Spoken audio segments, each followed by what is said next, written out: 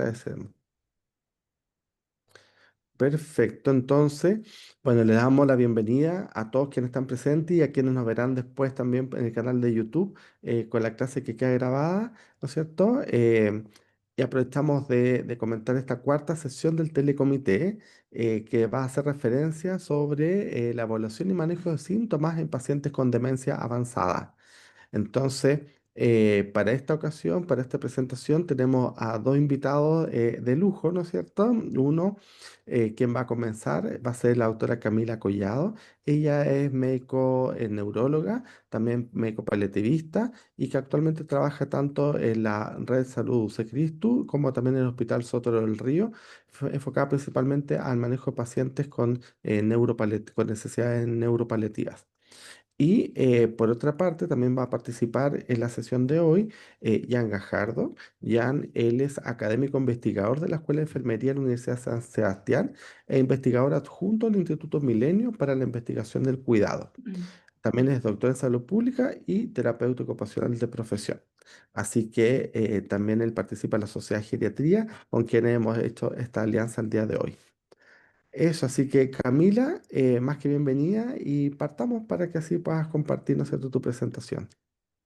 Muchas gracias, Alfredo. Solamente un pequeño disclaimer, ya no estoy trabajando en el Sótero, así que solo en la red UC. Ya. Y como adelantada la idea de hoy, es más que nada hablar de evaluación y síntomas en demencia. Y el plan es conocer algunas intercurrencias médicas más frecuentes en estos pacientes y aprender herramientas sobre el tratamiento en estas condiciones.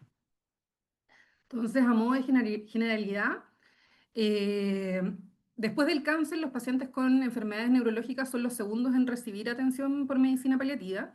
Y encontré este estudio retrospectivo entre el 2018, enero del 2018 y diciembre del 2019, un estudio alemán, donde reclutaron 130 pacientes que ingresan al servicio de urgencia en condiciones neurológicas y ya en tratamiento paliativo, donde se ve que más del 60% de las consultas fueron por crisis convulsivas, alteraciones de la marcha y alteraciones de conciencia, y después le sigue dolor y problemas nutricionales. Y si este mismo porcentaje lo desglosamos por patología, vemos que en este caso los que están en rojo son aquellos pacientes con enfermedades neurodegenerativas, como por ejemplo la enfermedad de Alzheimer, la enfermedad de Parkinson, ¿cierto? Y aquí los principales problemas son los problemas nutricionales, seguido del dolor, las alteraciones de conciencia y sin duda la sobrecarga también de los cuidados en la familia.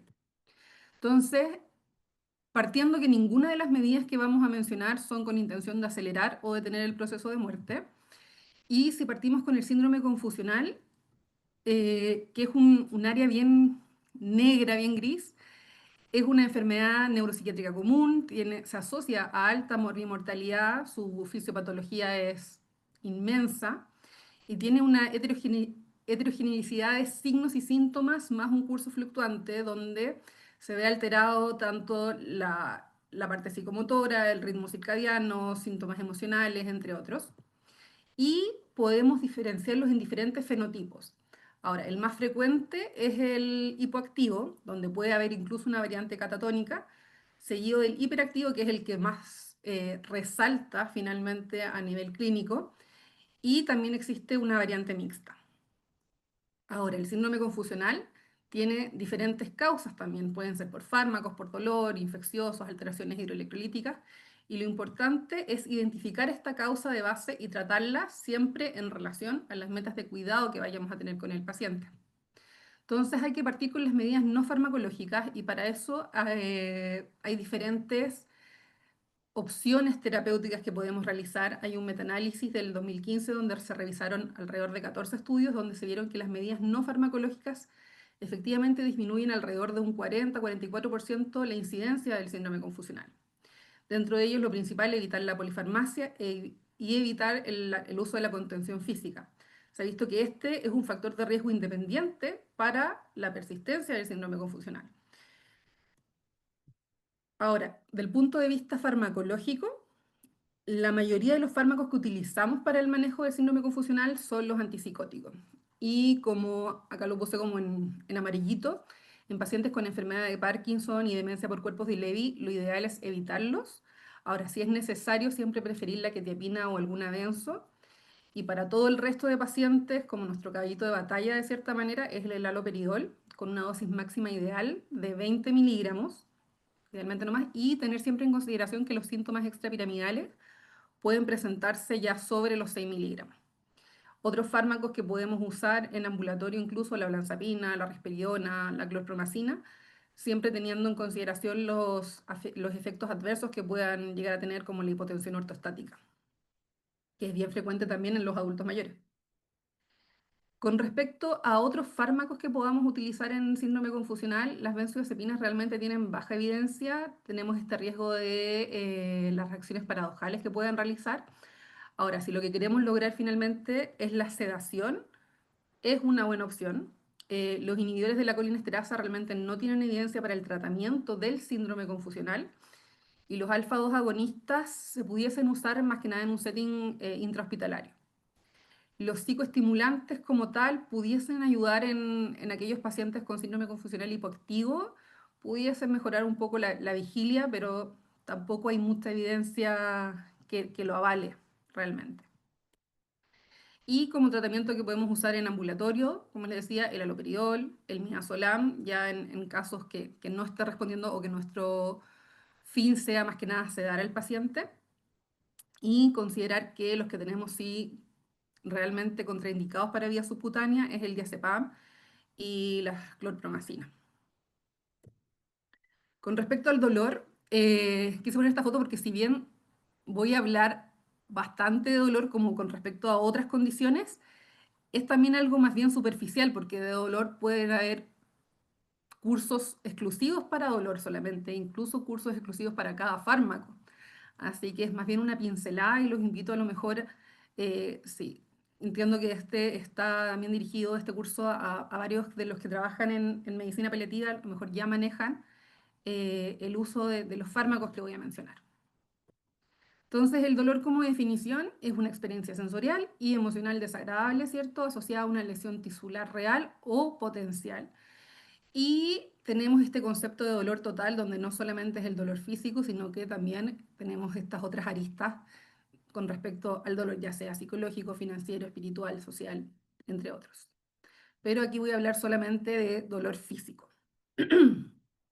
Entonces, de un punto de vista neurológico, si bien se desconoce la epidemiología real, hay pocos estudios al respecto, hay diferentes enfermedades neurológicas que causan dolor, y hay algunos que mencionan que incluso hay alrededor de un 40% de los pacientes con enfermedad de Parkinson reportan dolor.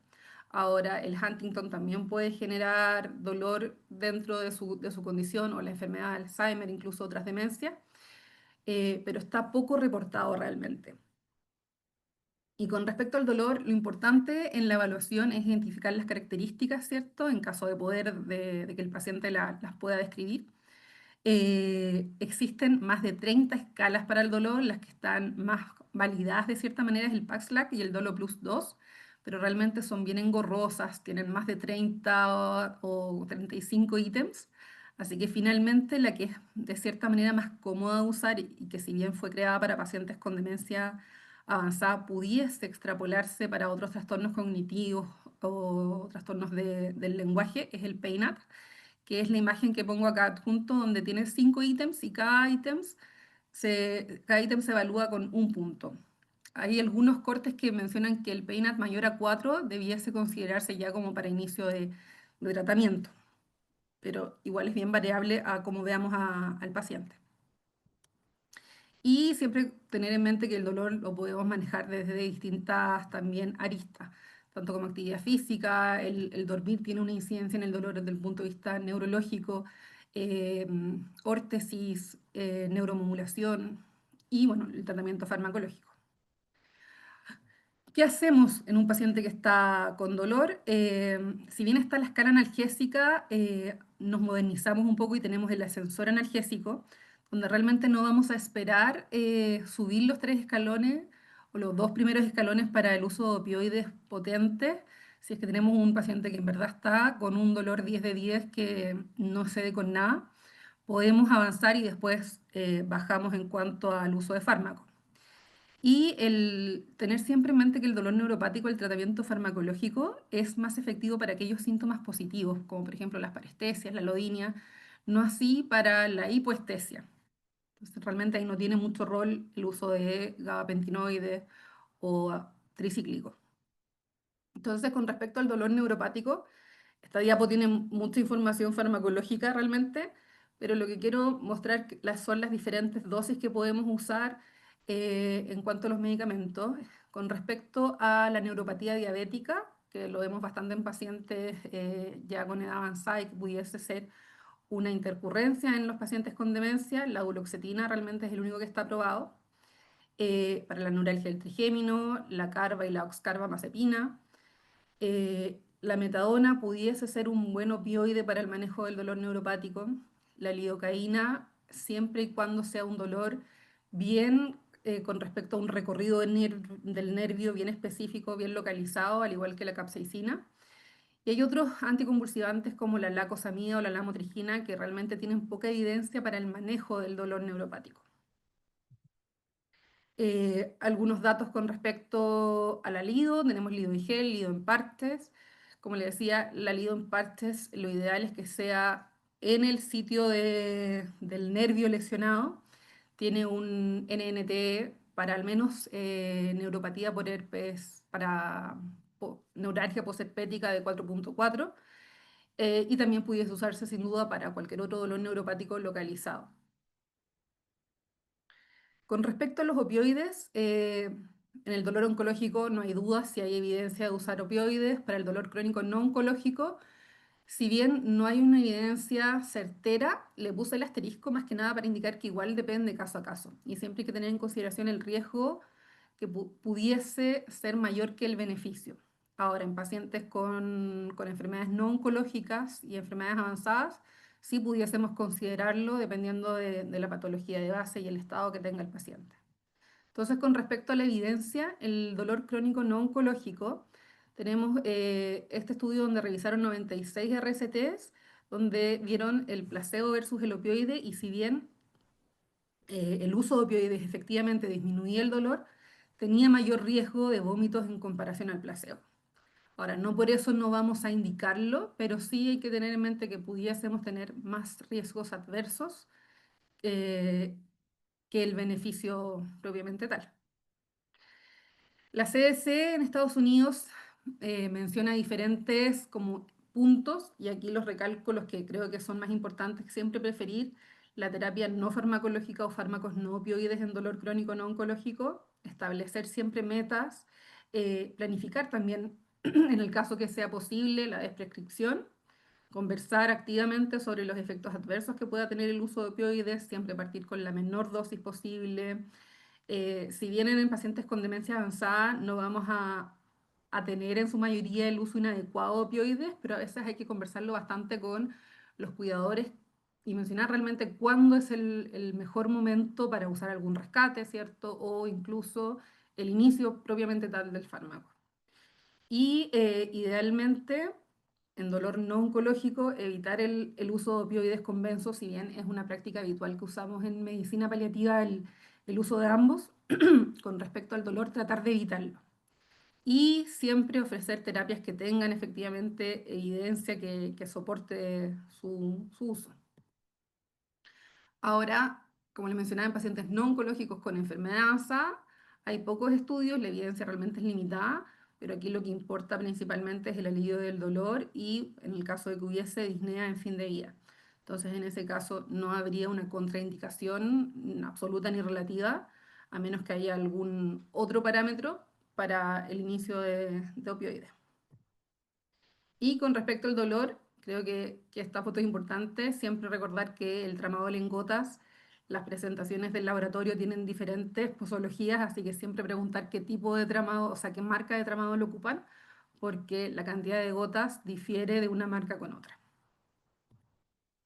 Y nunca olvidar los efectos adversos que pueda tener el uso de opioides, la somnolencia, la confusión, vómitos, constipación, retención urinaria. Incluso en dosis altas puede haber sudoración excesiva, alodinia y finalmente la depresión respiratoria. Pasando a otro tema de las infecciones, Creo que es importante mencionar que en pacientes con demencia avanzada, el tratamiento y las infecciones, de cómo abordarlo, se vuelve al principio de los cuidados paliativos, que es el manejo de síntomas y evitar sufrimiento. Y hay que replantearse siempre el uso de antibióticos, asegurándonos que tengamos un síntoma objetivo para su uso. Hay algunos estudios que describen que alrededor de un 60%, o sea, usar antibióticos alivia alrededor de un 60% los síntomas. Siempre tener en consideración el pronóstico en cuanto a la enfermedad de base, la funcionalidad y las expectativas que tengamos para el paciente. Y si bien no hay guías estandarizadas, todo es caso a caso. Si bien hay un estudio retrospectivo del 2007 con un N de 3.800 pacientes, donde se vio la prevalencia del uso de antibióticos en los últimos 7 días de vida de pacientes, o sea, de estos pacientes, y solo 15% de los 27 que recibieron tratamiento tenían foco identificado. Y los principales focos fueron respiratorios, urinarios y de úlceras por presión. Con respecto al tratamiento, si es factible siempre preferir la vía oral. Ahora en pacientes con demencia avanzada pudiésemos usar antibióticos por vía subcutánea, si bien se absorben mucho más lento, logran los mismos niveles plasmáticos y en esta revisión sistemática de 26 estudios tenemos con un grado A, o sea, de evidencia fuerte, el uso de ceftriaxona, que pudiese usarse ya sea obviamente intravenoso, incluso por vía subcutánea. Otro tema son las crisis convulsivas, a lo mejor ya les ha pasado a varios, pero los pacientes con demencia tienen más riesgo de crisis convulsiva. Las crisis no provocadas pueden ocurrir hasta un 20% y algunos reportes varían que pudiesen ocurrir hasta un 64%. Realmente en la práctica clínica, si un paciente con deterioro cognitivo presenta una crisis convulsiva y no tenemos otro hallazgo, al menos a la imagen, o algún otro hallazgo como pensando en una crisis reactiva de alguna alteración hidroelectrolítica, le echamos la culpa, por así decirlo, solo a la enfermedad de base de la demencia, de la etiología de la crisis. Y también pensando que las crisis convulsivas tienen dos pics bimodales, uno en la infancia y otro efectivamente en los adultos mayores. Entonces, pacientes con demencia, sobre todo por enfermedad de Alzheimer, es más frecuente que presenten crisis y las crisis más comunes o el fenotipo más común son las crisis focales con alteración de conciencia, que antiguamente se llamaban crisis parciales complejas. Y estos síntomas se pueden superponer a la misma clínica de la enfermedad de Alzheimer. Speech arrest, alteraciones cognitivas como olvidos o episodios de desconexión. Ahora lo que lo distingue de cierta manera con síntomas clínicos de la enfermedad de Alzheimer es que son más bien recurrentes y estereotipados y que tienen correlato electroencefalográfico. Ahora, con respecto a la fisiopatología, se postula en esta imagen que a medida que va avanzando la enfermedad, van aumentando obviamente las placas de amiloide y los túbulos de tau, y pudiese haber una hiperactivación hipocampal y eso aumenta el riesgo de actividad epiléptica que pudiese incluso aparecer desde ya el deterioro cognitivo moderado, incluso antes ya de la enfermedad de Alzheimer propiamente tal. Y si bien hay poca literatura sobre la rotación y la vía de administración de los fármacos, voy a darles como algunos tips, por así decirlo, pero así como está el dolor total, también tenemos como el total seizure, que también pudiese considerarse que las crisis convulsivas generan un distrés físico, un distrés psicológico, social e incluso espiritual. Y mencionar que con respecto a los fármacos, es bien limitado, sobre todo acá en Chile, donde no tenemos mucha baraja de opciones para poder usar fármacos. Entonces, de los que sí tenemos, de cierta manera, como para uso de vía subcutánea, sin duda es el midazolam, que lo usamos, no quiero decir el libre de demanda, pero es como nuestro caballito de batalla, de cierta manera. Y el levetiracetam pudiese usarse, pero es de difícil acceso realmente acá en Chile. El ácido valproico también, pero hay poca evidencia al respecto para usarlo por vía subcutánea, lo mismo que la lacosamida. Aparte que la lacosamida es mucho más cara que el levetiracetam. Y si bien se menciona el lorazepam como parte de las benzo también para el uso off-label de fármacos por vía subcutánea, no lo usamos más que nada por la vida media que tiene, que son alrededor de 14 horas. Entonces tampoco es la idea de planchar más de la cuenta al paciente que, que ya puede estar mal comprometidamente, o sea, mal desde el punto de vista de conciencia. Y con respecto a las benzos, como les decía, siempre preferir el uso de midazolam. Tiene una vida media un poco más corta en comparación al resto de las benzos, alrededor de 1 a 4 horas. Es de un inicio de acción mucho más rápido, independiente de la vía de administración. Y la equivalencia pudiese ser 2 a 1 de 2 de vía oral es a 1 de intravenosa subcutánea. Ahora, esto es bien relativo porque no hay algo escrito en piedra que diga que efectivamente es así. Y tener precauciones que en pacientes con falla hepática o hipoalbuminemia, el clearance disminuye, por lo tanto la vía media del fármaco aumenta. Y en pacientes con hipoalbuminemia o falla renal, aumenta la fracción libre del fármaco, por lo que los efectos adversos puedan ser mayores en este tipo de pacientes. Con respecto al levetiracetam, es un fármaco seguro, tiene pocos efectos adversos realmente, no tiene paso hepático y hay algunos estudios que pueden avalar el uso del levetiracetam. Y la equivalencia pareciera ser 1 oral es a 1 subcutáneo, pero realmente falta data y como les decía, en Chile no tenemos acceso más a la compra de este como en farmacia. Ahora, con respecto a complicaciones de las crisis convulsivas, está el estado convulsivo, que si bien se define como la mantención de la crisis clínica o electroencefalográfica por más de 5 minutos, eh, no es el tiempo o lo que debiese primar sobre el diagnóstico, sino la evidencia clínica que exprese la insuficiencia de los mecanismos inhibitorios GABAérgicos para suprimir las crisis. Se asume que la mortalidad del estado convulsivo en pacientes paliativos es mayor, aunque no hay una data real, y el tratamiento debiese iniciarse lo más precoz posible. Ahora, pacientes con enfermedad avanzada, terminal, mal pronóstico, pudiese incluso ser el evento final de vida, y el ingreso a UCI realmente es caso a caso, ¿no? O sea, sí, en pacientes con demencia avanzada, que a lo mejor han estado largos periodos, dependiendo obviamente el caso, pudiésemos hacer un UCI trial y ver si responde a las medidas para paliar, ¿cierto?, el estado convulsivo. Ahora, en una fase primaria, el tratamiento que se pudiese hacer en casa es el uso de midazolam de manera continua y ver cómo responde. Ahora, si avanza, claro, lo ideal sería administrar ya fármacos anticonvulsivantes propiamente tal, y si ya es refractario, considerar el inicio de sedación paliativa.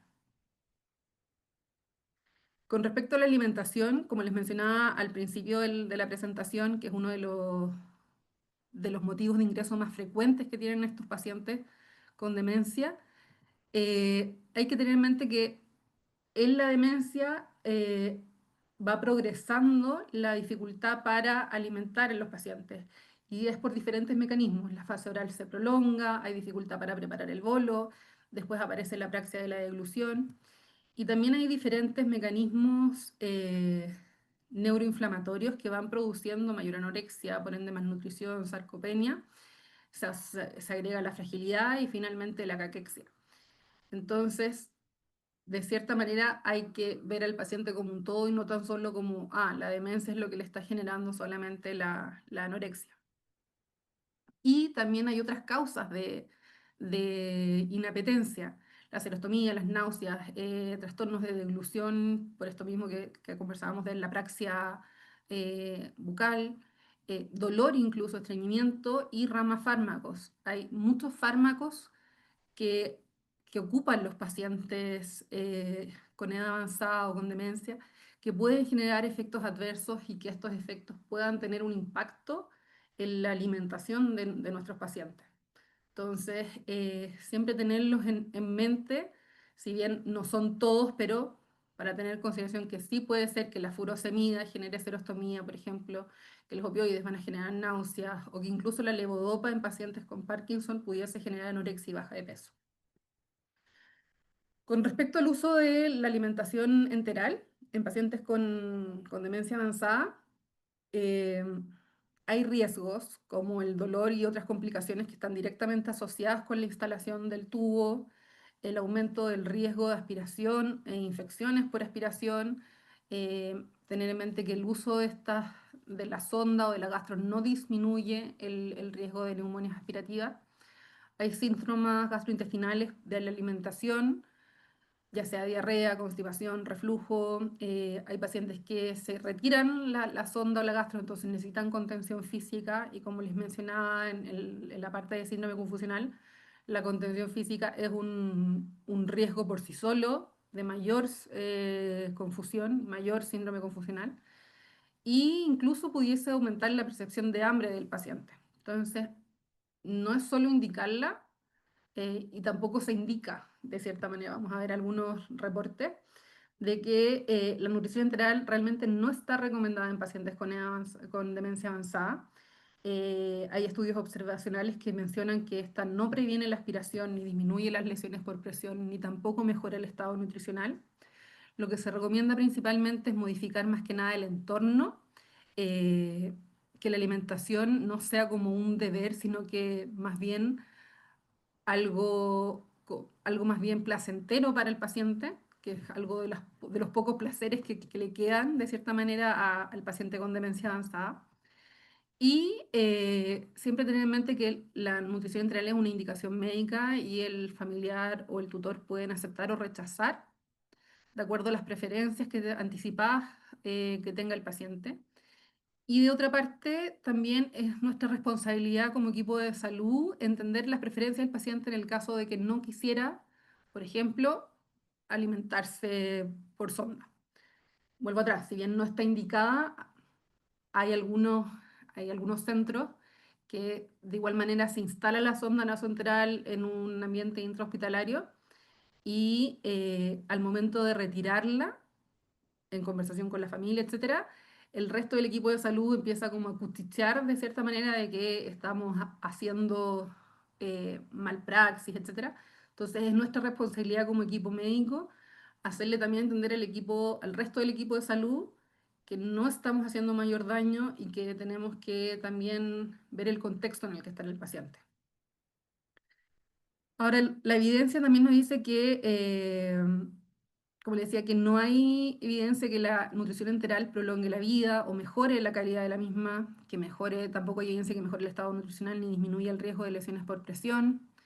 Hay otros estudios que mencionan que los pacientes con demencia y con gastro presentaron mayor mortalidad a 6 meses, eh, y no hay random control trial de alimentación enteral versus oral. Entonces, quedamos un poco en, como en un pantano donde se tira más que nada a no usar nutrición enteral más que a usarla. Y hay guías que mencionan varias recomendaciones con respecto a la nutrición de los pacientes con demencia. Mencionar algunas. No se recomienda el uso de suplementos, ni de probióticos, ni de suplementos con ácido graso omega 3, micronutrientes, a menos que haya déficit de los mismos, menos aún la dieta cetogénica. Y con respecto a los fármacos estimulantes del apetito, hay algunos que se usan bastante en la práctica clínica. La mirtazapina, realmente no hay RCTs en pacientes con demencia.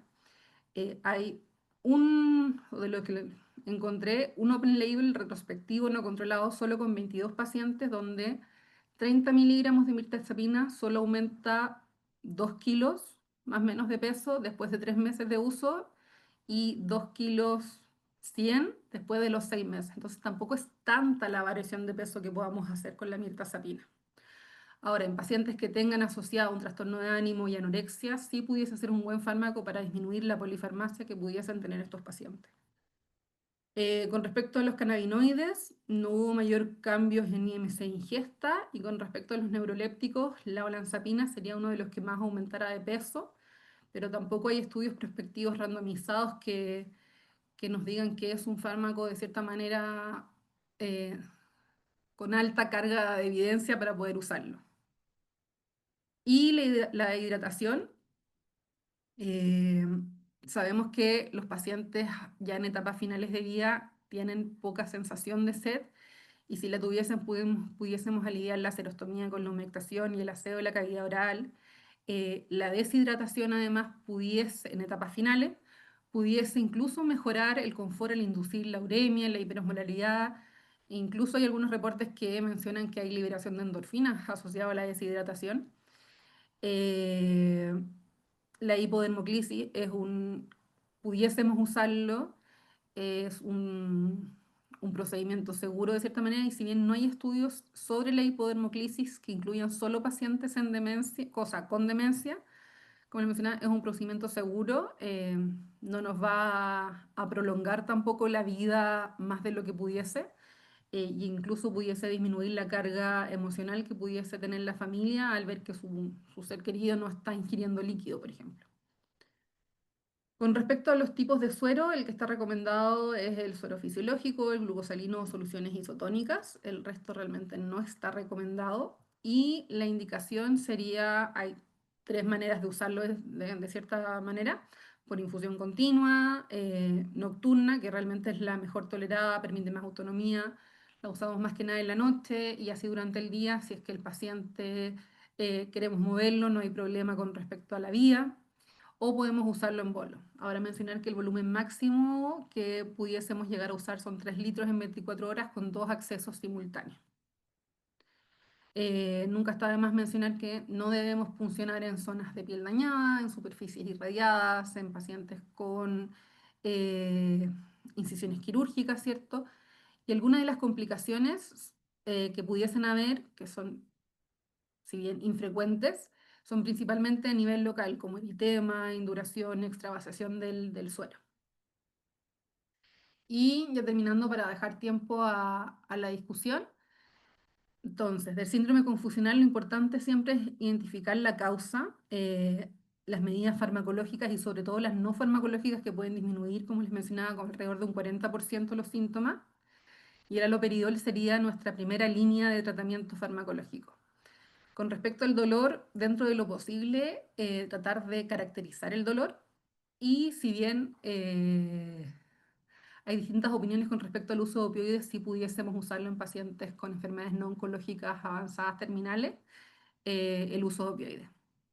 Con respecto a las infecciones, no hay guías al respecto. Lo importante y lo que prima es la calidad de vida, y si es que el antibiótico pudiese aliviar los síntomas, los usamos.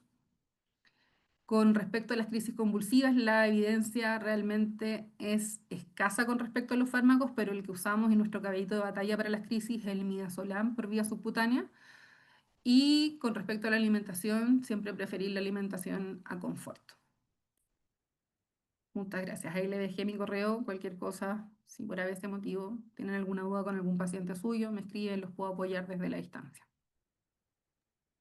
Eso, sé que fui rápido, pero quiero que prime también el tiempo a la discusión. No, genial, sí, la idea es eso, pues igual la clase pues queda grabada, Camila, así que la pueden volver a revisar, así que muchas gracias por la presentación. Aprovechamos de, primero, ¿no es cierto? Con los tips es un buen resumen, ¿no es cierto?, de todo este mundo, de lo que es la demencia. Y antes de dar la palabra a Jan, por si quiere comentar algo, hay tres preguntas muy breves que vamos a compartir, después pasamos, pero una consulta es si se puede ocupar el parche de lidocaína para dolores localizados no neuropáticos, por ejemplo, dolores somáticos. No realmente por el mecanismo que tiene la lidocaína. Ahora, Claro. a veces la percepción del paciente te puede decir que sí responde, pero farmacológicamente hablando no tendría utilidad. Ujú. Exacto. Después, mira, hay una pregunta de cuándo sería en los pacientes con demencia, cuándo sería la indicación de uso vía subcutánea, porque a veces hay dificultades con el acceso rápido, ¿no es cierto?, que sea pronto. Entonces, ¿cuándo recomendarías ya a un paciente con demencia empezar a hablar el tema de la vía subcutánea? Hay una frase que al menos a mí me queda como marcada a fuego que me enseñaron en la beca, que es que se puede aplicar a diferentes preguntas. Y en una de estas sería como, nunca es demasiado pronto hasta que es demasiado tarde. Entonces, siempre desde el inicio, a lo mejor empezar a conversar de que en algún punto vamos a tener que usar la vía subcutánea. Entonces, siempre anticiparnos, nunca llegar como el momento de crisis para pensar, ah, ya, sí, ahora sí. Entonces, ir anticipándonos a tener estas conversaciones. Sí, de acuerdo, tener las conversaciones y tener también, empezar a preparar, tener los insumos en la casa, por si en algún momento es necesario, porque a veces es verdad, de un día para otro va a ser difícil que vayan los equipos, pero si uno que acá mismo de la pregunta sale que uno más o menos va conociendo la evolución del paciente, entonces si ya está teniendo problemas para deglutir todo en la conversación que refieres tú y quizás tener, ¿no es cierto?, algún teflón, algo como para poder instalar una vía subcutánea y el otro el desafío de capacitarnos todos, no solo dejar esto a la función de la enfermera, muchas veces enfermero, ¿no es cierto?, sino que también de repente si uno va a una atención domiciliaria y ve que el paciente no puede tragar, tener los dispositivos para colocar una vía subcutánea, que debería ser de un manejo general de la mayoría de los profesionales. Y lo otro, Camila, sería en relación a las crisis convulsivas que pueden estar relacionadas con la demencia en un paciente con demencia avanzada, GDS7. ¿Qué sugieres para el manejo farmacológico en domicilio? Suponiendo que no hay una vía subcutánea, sino que administración vía oral. Si no hay, o sea, o sea, si hay vía oral viable, uno de los anticonvulsivantes que pudiésemos usar que son seguros es el levetiracetam, por ejemplo. No tiene mecanismo hepático, sí se debe ajustar por falla renal, pero es un fármaco seguro. Ujú. Y hay presentación en jarabe, hay presentación en comprimido. Pudiésemos Y si usar. está con la crisis, claro, en ese momento, Ah, nada, no, por para la vía crisis oral. como tal, el midazolam, una benzo es lo principal, como para mitigar la crisis. Claro, Más una, entre comillas, carga de un anticonvulsivante formal que va a ser nuestro tratamiento después a largo plazo, por así decirlo. perfecto. Muy bien, muchas gracias por las preguntas, Ian. Queríamos aprovechar también de ti, de tu experiencia como terapeuta ocupacional, y si nos pudieras comentar en el relación al manejo de los síntomas en pacientes con demencia avanzada y quizá en específico qué hacer con un paciente con un síndrome confusional. Y si nos puedes ayudar a orientar también. Hola Alfredo, buenos días a todos y a todas. Me avisan por favor si algo ocurre con mi internet porque justo hoy día se alteró conductualmente, así que cualquier cosa me dicen. Quisiera saludar, veo que en el chat ahí tenemos asistentes que son de hecho de los centros de especialidad, ya sea unidades de memoria o centros de apoyo comunitario a personas con demencia. Aprovecho de saludarles. Y que bueno, gracias por la invitación, porque siempre es algo esto de los cuidados al fin de la vida o la mirada. Siempre me parece que es un puente que hay que seguir reforzando siempre y hablarlo y discutir nuestras experiencias. Me parece que lo que presentó Camila fue una excelente síntesis, suponiendo lo amplio que puede ser, ¿cierto?, este tema. Y yo quizá de lo que me consultas, Alfredo, en efecto, bueno, el tratamiento, el abordaje de la demencia a lo largo de la progresión, particularmente en la etapa avanzada, ¿cierto? La racionalidad que vamos a ir teniendo tiene que ver con esta lógica de un manejo conductual más bien vinculado a brindar confort, ¿no? Comodidad al paciente.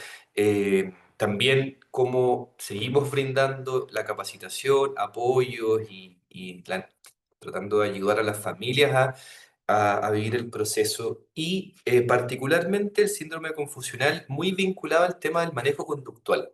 Si vamos a ver que los síntomas psicológicos y conductuales en las personas con demencia son un estándar de calidad a lo largo de toda la progresión de la enfermedad. O sea, tenemos que evaluarlos, manejarlos y van a estar presentes en toda la etapa, tanto en las etapas iniciales hacia las finales. Y ahí, bueno, desde la perspectiva de la intervención no farmacológica, el principio es que no tenemos un molde único, ¿cierto? El principio de la personalización es esencial.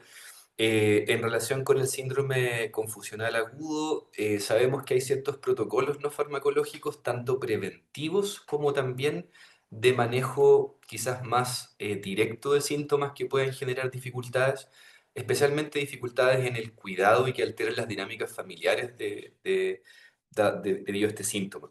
Y ahí aparecen ciertos protocolos que tienen que ver con la regulación del ciclo, ¿cierto? Sueño-vigilia, idealmente, ¿cierto? El acceso a elementos de orientación temporal y espacial en la demencia avanzada. Más que eso, probablemente tiene que ver con elementos de orientación histórica, ya biográfica, en relación con la persona y su contexto, con la lógica quizás no de restablecer la orientación, sino la lógica de brindar seguridad a la persona. Sí, que en el fondo sienten un espacio en el que es protegida, un espacio en el que reconoce, ojalá, a un elemento al menos, un elemento humano, ¿no? Una persona, un familiar o alguien que para ella signifique seguridad.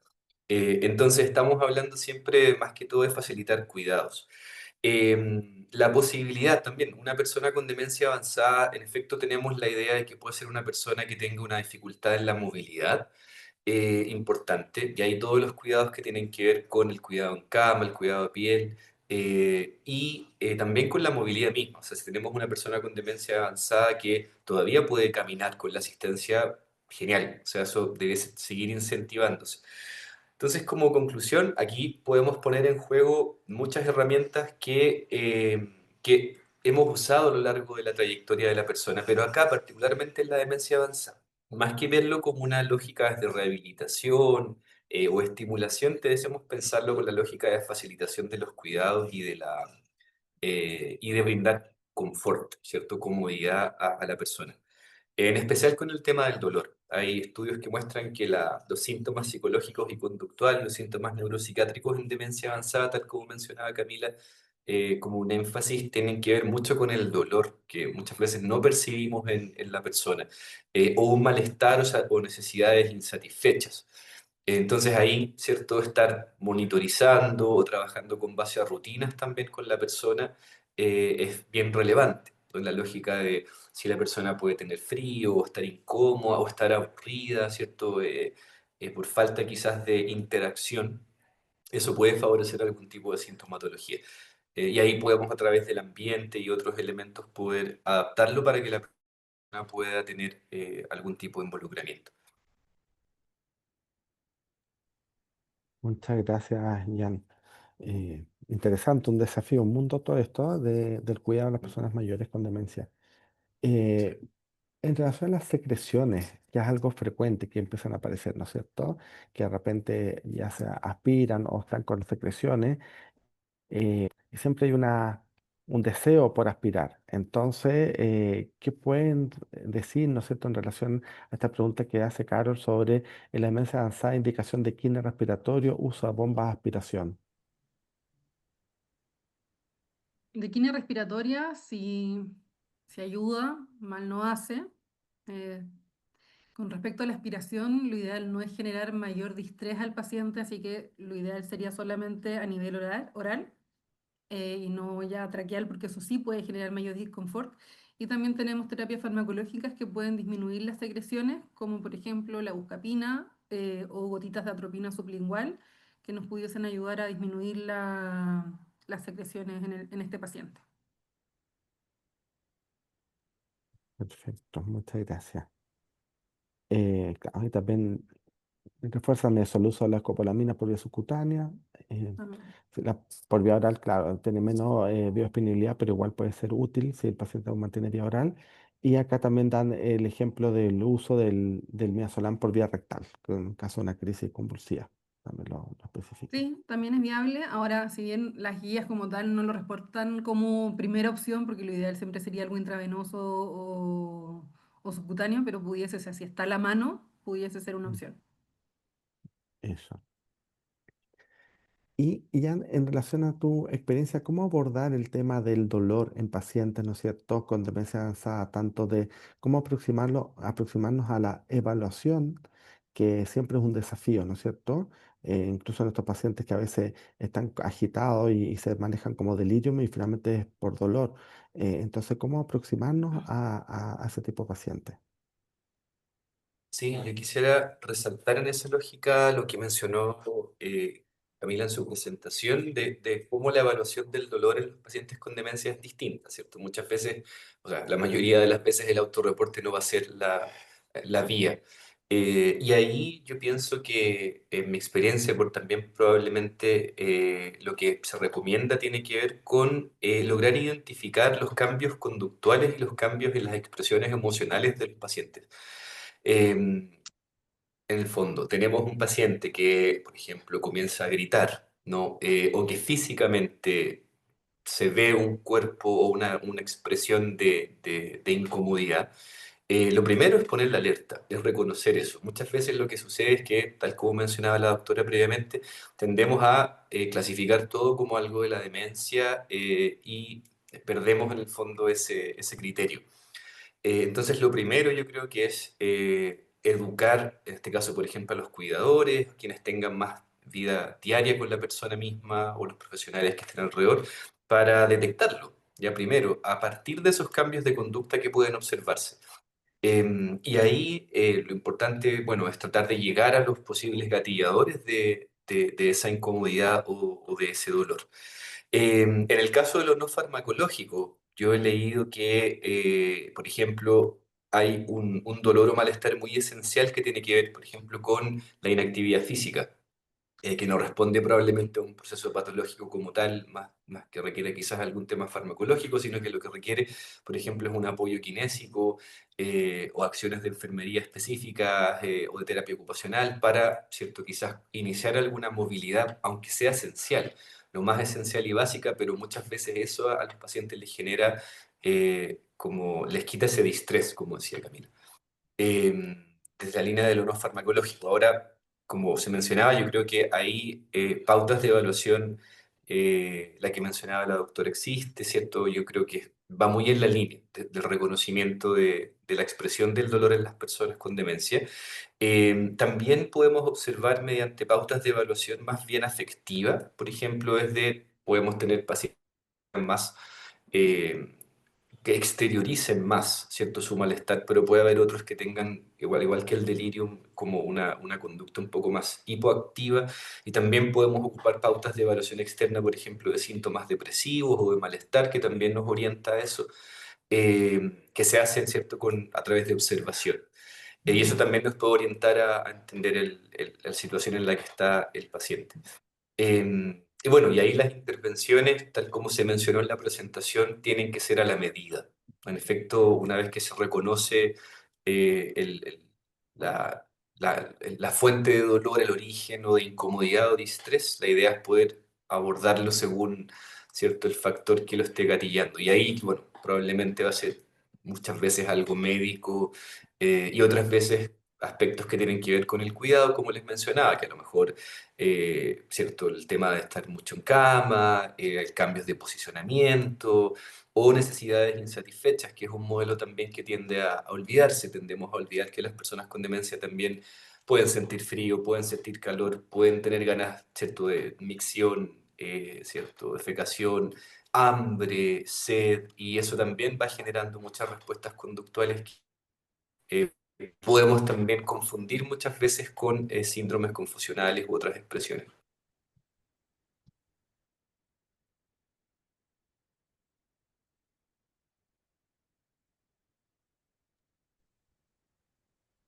Genial. Eh, no sé, mi internet está fallando, ¿se escucha bien o no? Sí, se Sí, se escucha. escucha. Ya, perdón. Oye, y en eso llevarlos a algo que a veces surge duda, unos pacientes, viendo pacientes con demencia avanzada, ¿cómo vale la pena iniciar antidepresivos, por ejemplo? Que a veces, claro, la familia dice que lo ven triste o que llora y uno se plantea, ¿será parte del cambio conductual que están teniendo con la demencia o realmente están deprimidos? Porque uno no los puede evaluar como uno quisiera. Entonces, eh, ¿cómo aproximarnos? ¿Será mejor, por si acaso, cubrirnos y damos algún antidepresivo o no? Hay algunas demencias que pudiesen tener incluso afectación pseudovulvar y que pudiésemos, claro, presenciar de que se ve muy triste y después pasa a la alegría, por así decirlo. Eh, es difícil decir con precisión si es que es o no un trastorno depresivo, un trastorno del ánimo. Ahora, para pacientes con demencia avanzada, realmente el uso de antidepresivos, de lo que yo he leído, no tendría mayor evidencia, más que nada el inicio también del fármaco per se en este tipo de pacientes. Entonces, realmente, si tuviese que decidir, yo diría que no, y creo que lo mejor sería más bien mitigar a lo mejor las molestias con otras medidas no farmacológicas, más que agregar otro fármaco más a la ecuación. No sé si Jan tiene a lo mejor otra experiencia. Sí, no, yo estoy de acuerdo. Esa es una pregunta, yo diría que de los dilemas, así como libros de dilemas en demencia que aparece con mucha frecuencia, bueno, tiene justamente que ver también con cómo podemos evaluar el efecto de un fármaco en estos pacientes. Ujú. En el caso que en otro tipo de pacientes, incluso personas con demencia en etapa leve o moderada, que incluso podríamos evaluarlo. Yo pienso, coincido con la doctora en esto.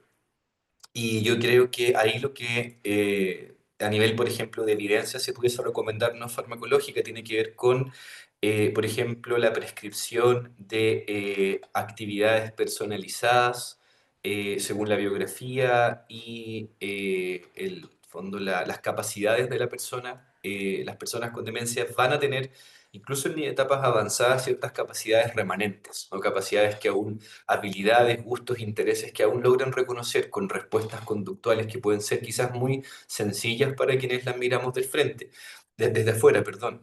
Pero cuando nosotros, siempre yo digo, como cuál es el indicador de lo que vamos a ir haciendo en temas de lo no farmacológico, es que la persona va a activarse probablemente o va a modificar su conducta para llegar a un espacio de mayor comodidad. Entonces, o va a sonreír, o va a abrir los ojos, o va a querer manipular lo que está frente a ella y eso de algún modo uno lo puede identificar como una conducta esperada y es lo que se suele evaluar en los ensayos clínicos de, por ejemplo, estimulación multisensorial en personas con demencia avanzada o estimulación incluso cognitiva o física u otro tipo de, por ejemplo, el uso de música. Y esos elementos que hemos visto ahí que tienen un impacto, un efecto en lo afectivo. Yo pienso que eso puede ayudarnos, como decía Camila, a trabajar ese punto.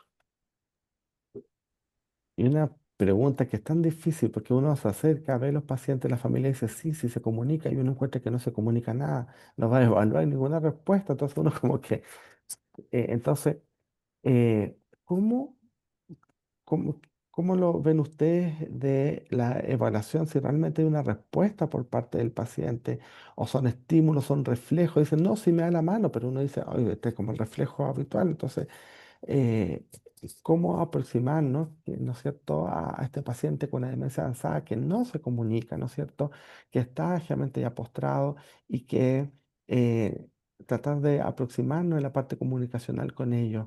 ¿Qué recomendarían, por ejemplo, o cómo abordarlo? Porque, claro, la familia dice, no, si se comunica perfecto y uno de verdad que nada, entonces tampoco uno puede desacreditar a la familia, pero en ese aspecto, desde lo más técnico, ya, Camila, ¿cómo interpretar esta respuesta o cómo aproximarnos, ¿no es cierto?, a comunicarnos con ellos. De un punto de vista semiológico, al examen físico lo que buscamos es que realmente la comprensión a la instrucción de órdenes sea algo consistente. Y lo podemos hacer con un comando, con dos comandos, pero que sea algo consistente y no más bien reflejo. Entonces, siempre, y al menos desde del área de neurología, cuando damos una orden, por ejemplo, cerrar los ojos lo hacemos sin nosotros cerrar los ojos, porque a veces solamente el copiar. Entonces, claro, cerró los ojos, pero no, fue más que nada un acto reflejo de copiar que un acto de comprender la orden que se le está dando.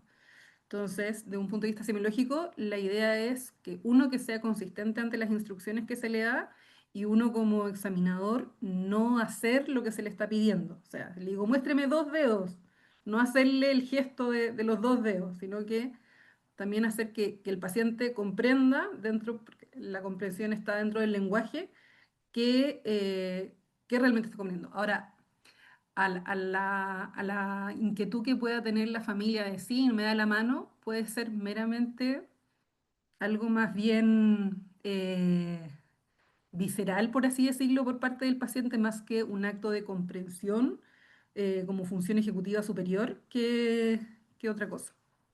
Entonces, si bien no es nuestra labor romper las esperanzas en la familia, también explicarles de que es parte del proceso, de que hay algunas características que puede hacer de manera casi automática, pero que dentro de su enfermedad realmente cuánto está comprendiendo pareciera no ser del todo.